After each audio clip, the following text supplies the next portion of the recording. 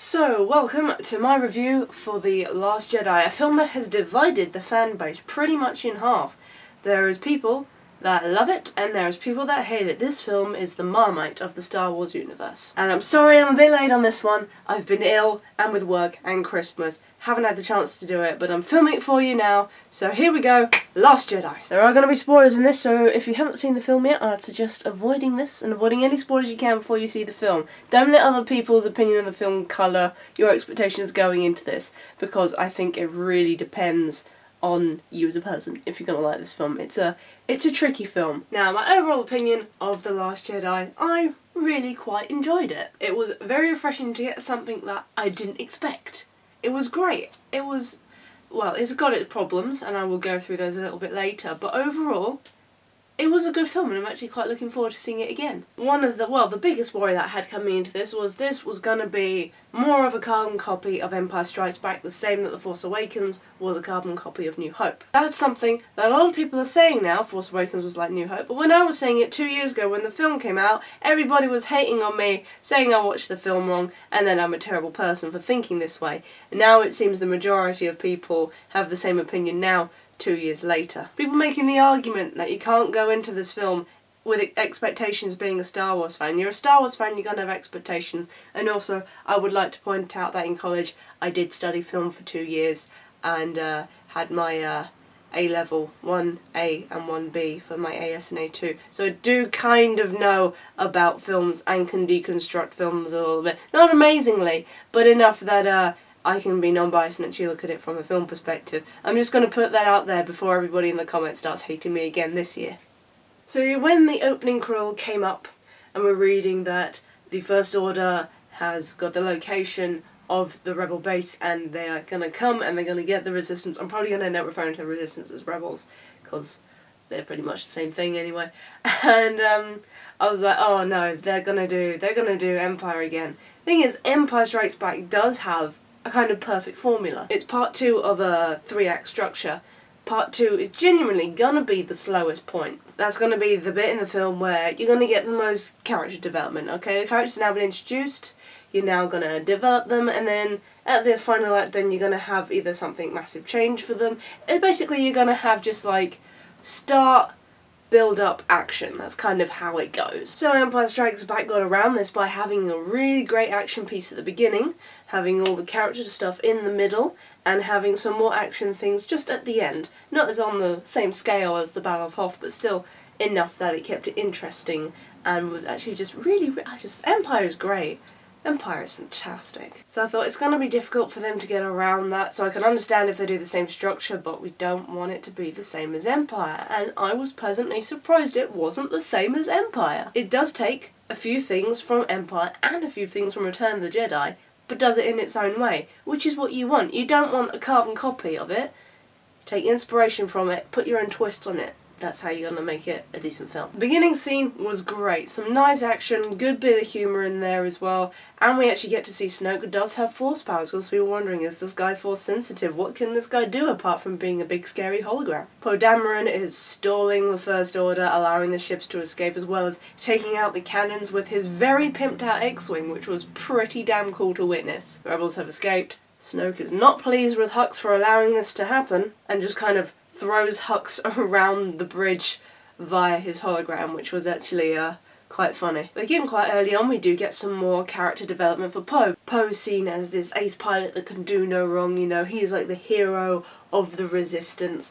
But Poe goes against General Leia's orders to back away and not try and take out this dreadnought. Poe decides to ignore that, send in the bomber squad anyway. I think pretty much everybody gets killed.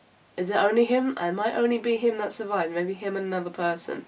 They lose everybody in that attack. They destroy the dreadnought, but everybody else is dead. This does not please Leia, and she does have a go at him. And throughout the film we're seeing him constantly try to be the hero, where it's completely unnecessary, and having someone like that being more detrimental to the Alliance and any kind of, well, help really. So that was interesting, to give him more flaws rather than have him as like the holy hero of the Resistance. So the ships are able to get away from their base, away from the First Order, but the First Order have got a new trick up their sleeves. They're able to track them through hyperspace, which is pretty insane and does change the game now for any kind of sort of space battles that are going to be happening in the future. And it was also pointed out that this is something that was hinted at in Rogue One. Jyn Erso, when she's in the Scarif base, looking through all the data to try and find the plans for the Death Star, she's reading some out and she comes across hyperspace tracking. Someone was able to find that and put that up on the internet, and I was like, oh damn!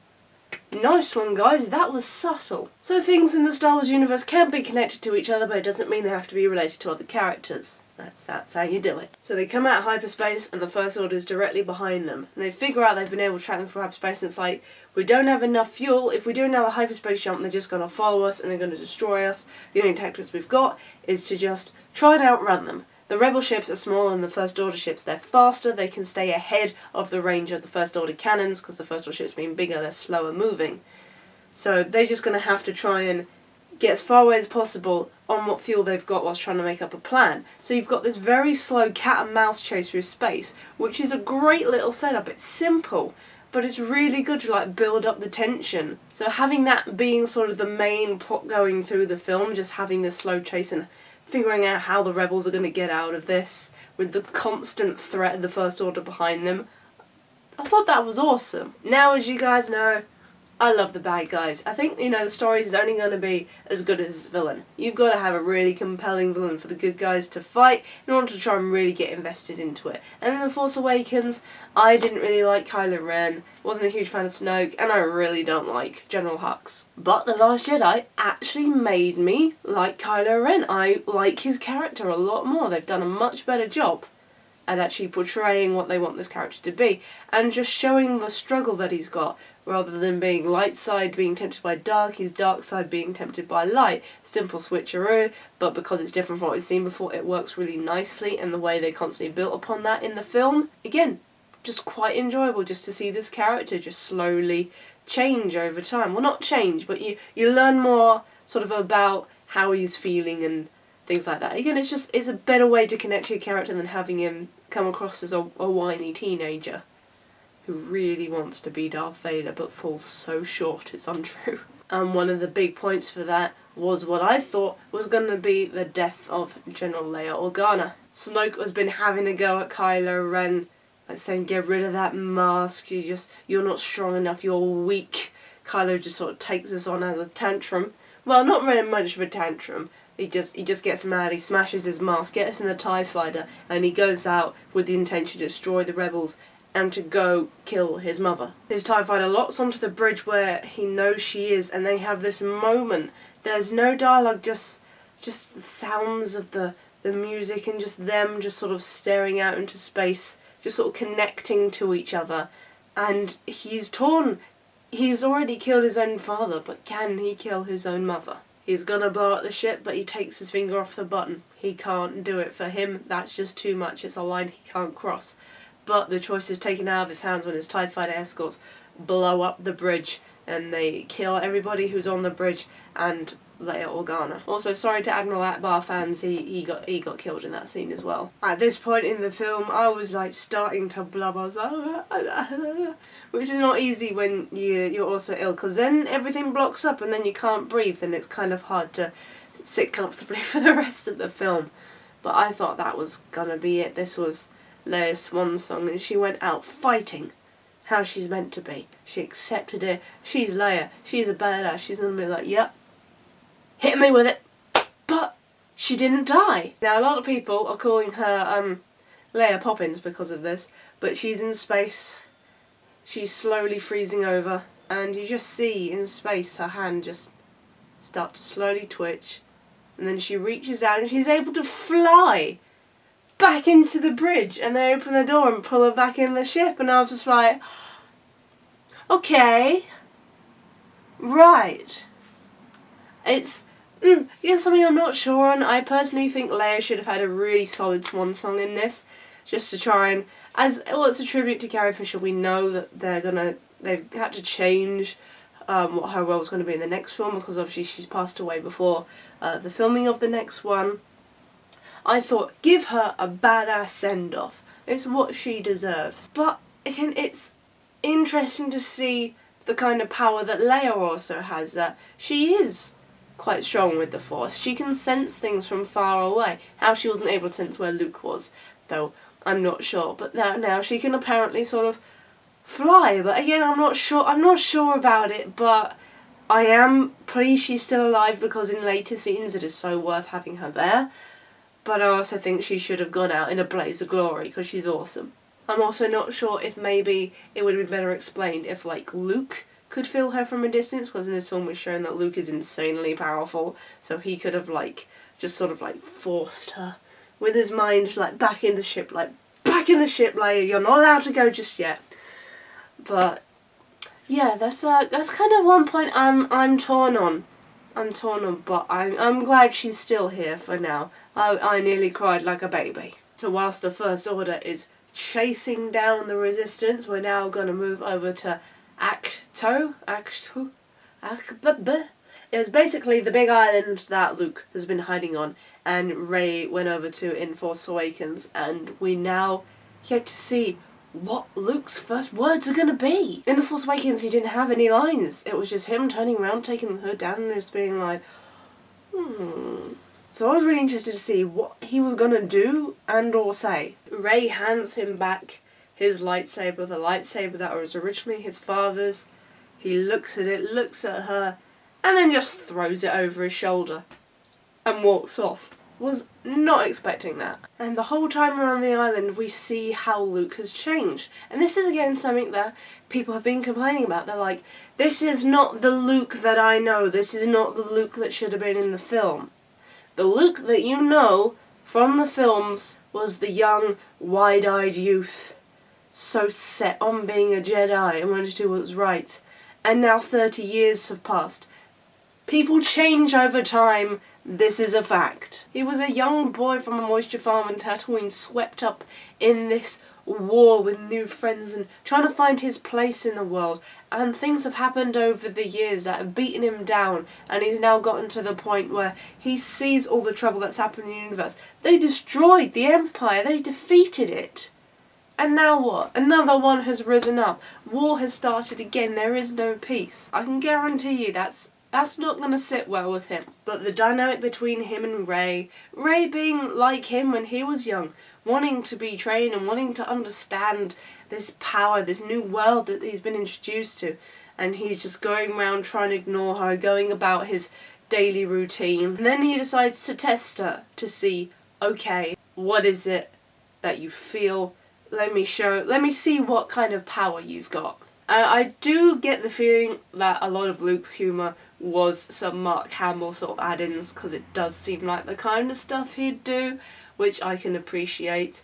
The humour in this film is something that is very hit and miss. Some of it, funny, and I loved it. Other times, kind of ruined the tone of the film and fell quite flat, like there was not even a single, even a giggle in the cinema that I was in. I'm like, yeah, that could have quite easily been cut out, and that was just awkward. That doesn't need to be in there. But yeah, one of my favourite things is when Rey is sitting on the rock and he's telling her to, reach out with the Force, and she takes it quite literally and stands there with her arm out, and he's got a leaf and he tickles the end of her hand and is like, can you feel that? And she's like, oh, that's the Force. And she's like, oh, and then she opens her eyes and realises he's messing about with her, and that's quite funny. He's just become a cynical old man. And he's kind of got a little bit of Yoda humour, just like trying to trick people, which is quite funny. And he sees the kind of sheer power Rey has, and the fact that she is quite easily drawn to the dark side as well, and it just brings him straight back to experiences he had when he was trailing Kylo Ren, and said, it didn't scare me enough then, it does now. And you can see he's not hiding away on this island because he's like, oh, I fought the war, I don't want to do that anymore. There is something sinister and serious that's happened that has changed him over time. At this point as well, going through the film, we discover that Kylo Ren and Rey have this connection to each other, and very early on I kind of twigged this isn't what it seems to be. They're able to see each other over a great distance, and Kylo says, this isn't you.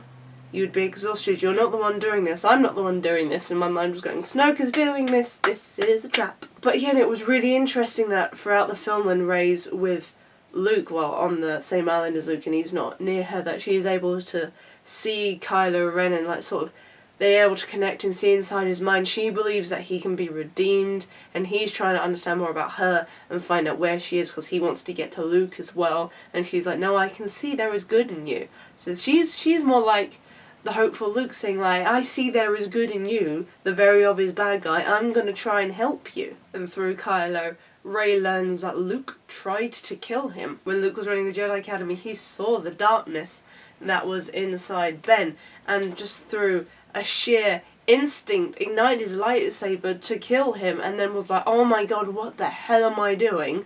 And deactivated it. But at the point, you know, he'd already woken up and seen his mentor standing over him, ready to kill him with a lightsaber, and then all hell broke loose, and that was the turning point in which Kylo went to destroy Luke's Jedi Academy. So we're meant to believe that Luke has changed over time and really wanted to kill Ben, where actually it was just a horrible moment of misjudging the entire situation, which he then explains to Rey later when Rey tries to fight him. So the relationship between Kylo, Rey and Luke altogether was really well done, and I really enjoyed the scenes there. And it was so refreshing to see a different kind of Luke as well. Also, one thing of note on the island that again has divided people. Porgs. I freaking love porgs. Okay? I don't care. People say, oh, they were only put in the film to sell toys. Do you realise the majority of things in the film sell toys, right? Can you just not allow me to be happy and have a really cute Star Wars creature, okay? I just want a cute little puffin owl thing, which is what they're based off, because when they were filming on the island is home to a lot of puffins that were protected, so they couldn't just like drop kick them off the edge of the cliff to get rid of them on the film set, because they are protected. So puffins that were in the background were given little CG costumes to turn them into porgs. And porgs being like the main sort of humorous role of the film kind of worked really well. You got the droids are normally the ones that give the humour in, especially the original trilogy with R2 and 3PO. BB-8 is also very good for humour, so just having like another little creature that's just there to be cute and funny isn't too bad. They don't like keep constantly force it in like, look at this, laugh at this. It's just amusing. The little bit where Chewbacca's killed one, cooked one, and is about to eat it, and there's like this porg just looking up in these wide eyes and this trembling lip. I was just like, that's adorable and cute and funny, and just allow me to have something that's really sweet in Star Wars, because it's a galaxy filled with war. Can we just not have one adorable little thing that's so freaking soft? Ah. So going back off the island and going back towards the First Order chasing the rebels, they figure out how they're chasing them through hyperspace, that the main ship is the one that's tracking their main ship, and they need to go on the main Star Destroyer to turn that off. How are they going to do that? They have to find a code breaker to get them on the ship in the first place. So Finn, who is now woken up from being in his medical pod and is all better now, he can take a lightsaber to the back like no one ever could. And Rose, a brand new character that we meet that I've seen people comparing to Jar Jar. Really? I like Rose as a character. If you're comparing Rose to Jar Jar, get some perspective and go back and watch Phantom Menace and go, actually no, Jar Jar is awful, I'm sorry. I think maybe the reason why they don't like Rose is because she is in the worst scenes in the film. To get the codebreaker, they have to go to Cantobite, which is a planet with like loads of gambling casinos, basically like the rich Ponzi planet. I think that whole thing should have been completely cut out. Those scenes were pretty much worthless. I mean, for plot-wise, to go get a codebreaker, they could have written down something else in order to try and get on the ship, because I don't think those scenes work really well. I think they should have just been cut out completely. It would have helped the runtime of the film. It would have helped the flow. It felt quite jarring and like very like too cartoony in a way with the humour comes across. And in fact they didn't even get the person they were after. They just got a random dude who said he was a code breaker, and they just was like, oh yeah, okay, come on, we're being chased, you might as well go. BB-8 had some great scenes in there, but that's because droids are the best for providing the humour. Don't try and keep forcing it in with the other characters, because it just falls flat and ruins the whole atmosphere, which is not great. And also something that I was talking to Buckethead Props about that I completely agree with. Where are the classic Star Wars aliens? It's great getting new species. This galaxy is vast. There's going to be thousands of different species. But there's no, like, Rhodians or Twi'leks and stuff wandering about. Especially not in the forefront. They're just weird, generic-looking aliens. Nothing like we'd seen in the cantina. You could have had these guys playing in the background. I mean, they're cool. Figuring down in the modal nodes, you know, just blasting away. No, well, they tried and do that in Force Awakens, didn't they, and it didn't work. Just have them in the background, just grabbing some drinks. And people said, if you're gonna have that scene in a film, the great cameo to have in there, Lando Calrissian. He's a gambler, he's a scoundrel, like Han Solo. If Stealth and Bespin didn't work out, where's he gonna be? He's gonna be off gambling somewhere. He's not fighting with the Resistance.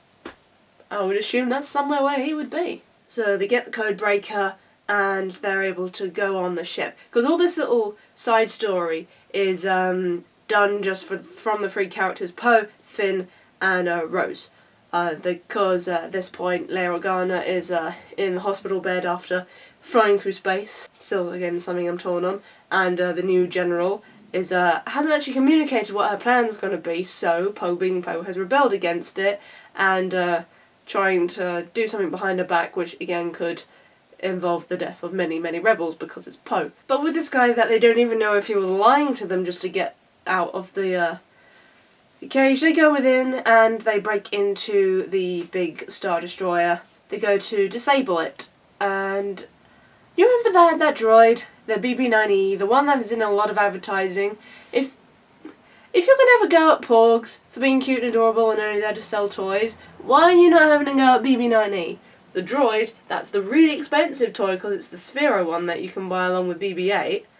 And the droid they kept putting in advertising is literally in it for 2 seconds because he just like goes, oh look, there's a moving box.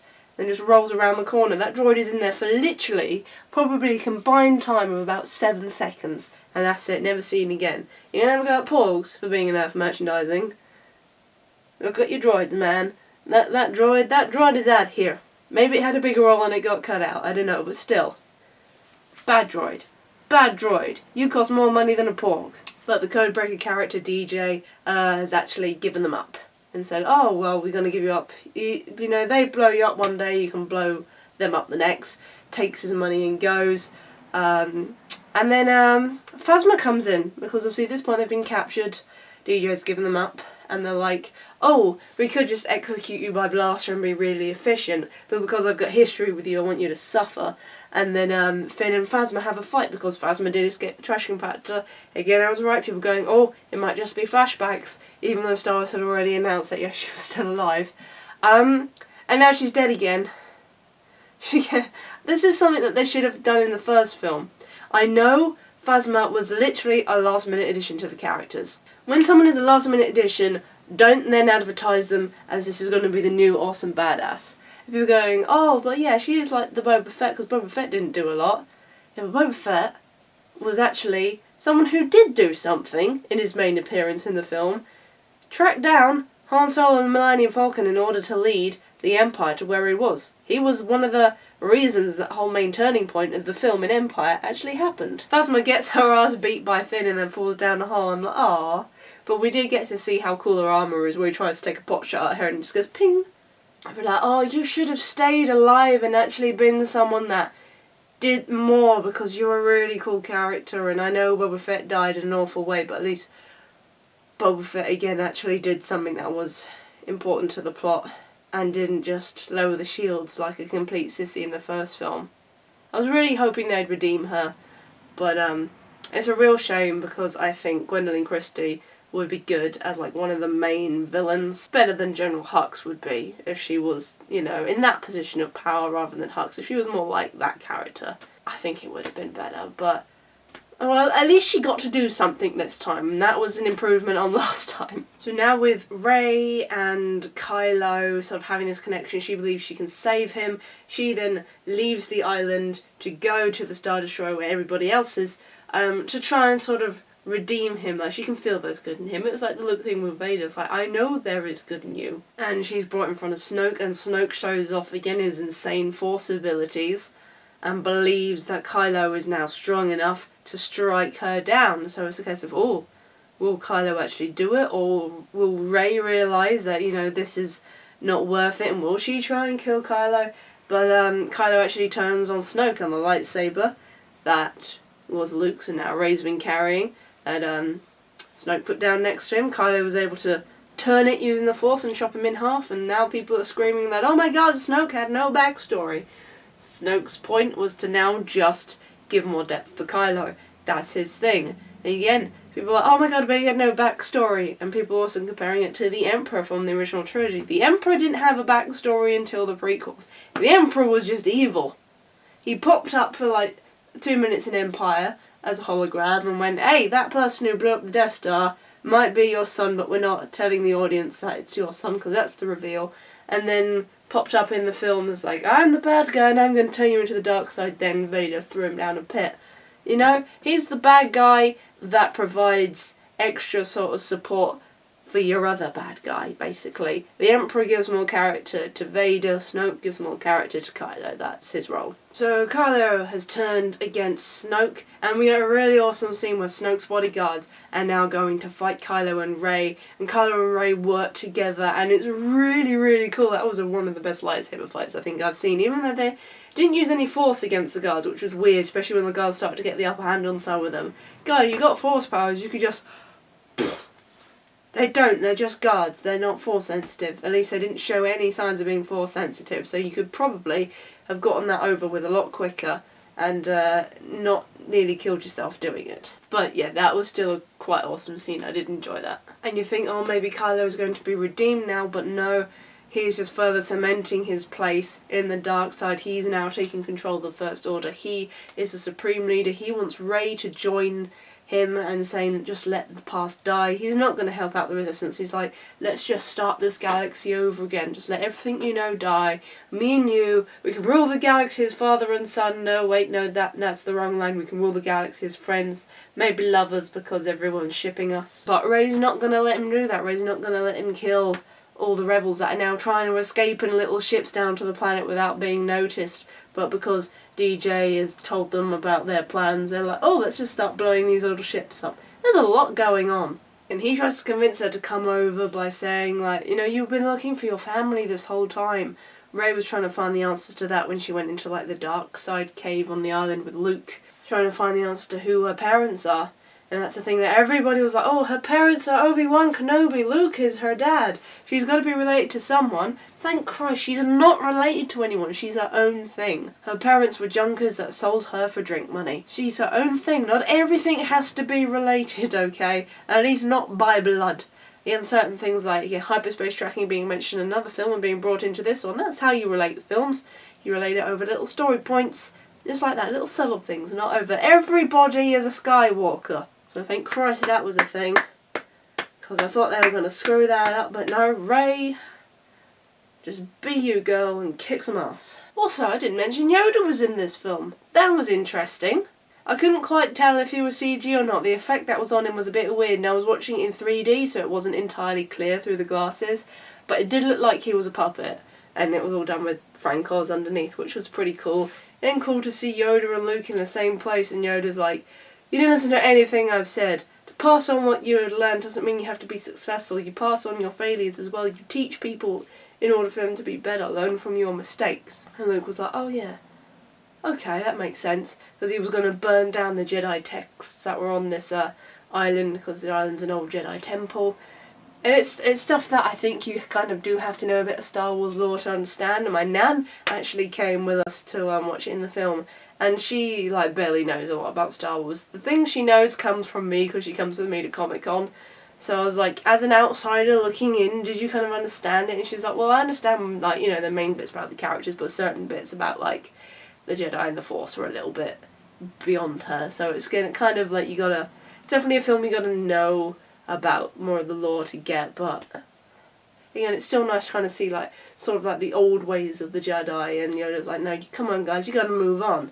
And it's the whole thing that's being brought throughout the film of let the past die. It's kind of like, let us make this fresh, because if you do keep doing the same old Star Wars, it's gonna go ooh, and the market's gonna be oversaturated. Disney are just gonna keep raking in money, and then Star Wars is just going to become one big mess. Let them do something fresh with this guy. Stop hating this film, man. We can hate it, that's entirely your opinion, but let's stop making petitions for Disney to cut this from canon. Let them experiment.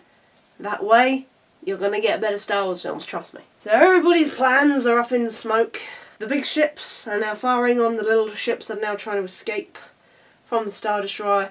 Oh yeah, everybody's managed to, the good guys have all managed to escape from the Star Destroyer before that gets all blown up and stuff. They destroy the Star Destroyer by flying the big command ship into it. The general that was in charge when Leia was still held up in the hospital before she came out of her induced coma, stayed behind to let everybody else escape and pilot the ship, and she hyperspaced it straight through the Star Destroyer, which is really cool to see how that would work. So now we know what happens when you hyperspace ships into each other. Basically, death. Now probably one of the more interesting parts of this film, the finale, down on the planet where the rebels have escaped to. Crate, I think its name was. Good visually interesting planet, something that's covered in salt, and underneath the salt is all this sort of red chalky stuff.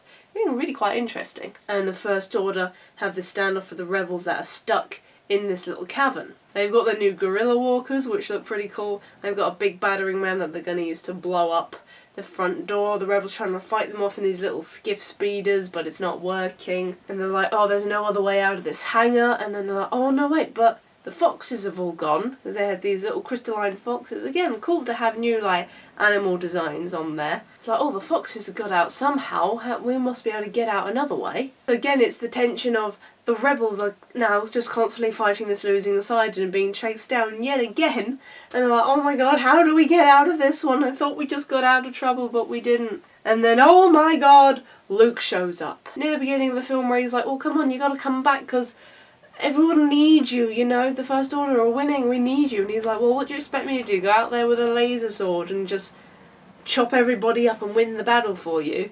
And, that's not something that's going to be viable to do. He may be Luke Skywalker, but he's not a miracle worker. But at the end of the film, that's what he does. And this is what I said about it was nice that Leia didn't die, because Leia and Luke actually get a scene together. And it was so freaking sweet. Even though at the time I was thinking, how comes Luke's there? How comes he's got new clothes, a new haircut, and he's holding the lightsaber that was previously destroyed between the fight with Rey and Kylo? I'm like, oh no, brain, shut up, just enjoy the fact that Luke's here.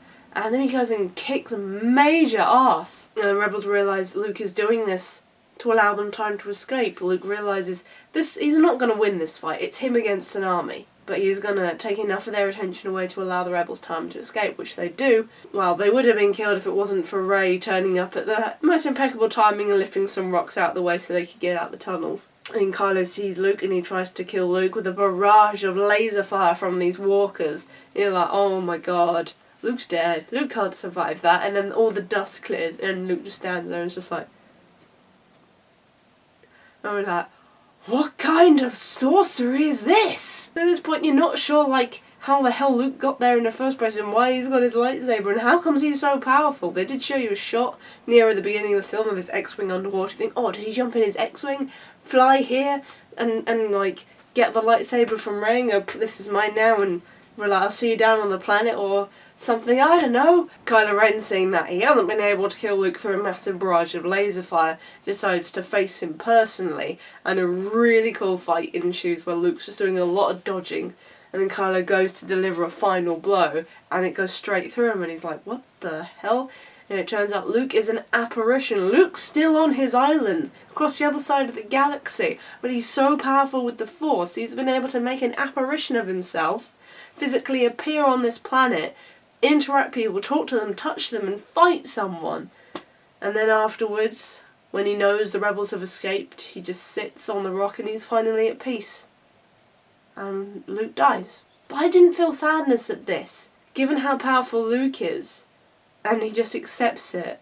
Luke's coming back. He's going to come back as a wiggly Force ghost, all blue and cool, or as more of an apparition. Him being in the Jedi Temple on that island for so long, you don't know what else he's discovered. And that was badass. The rebels escape.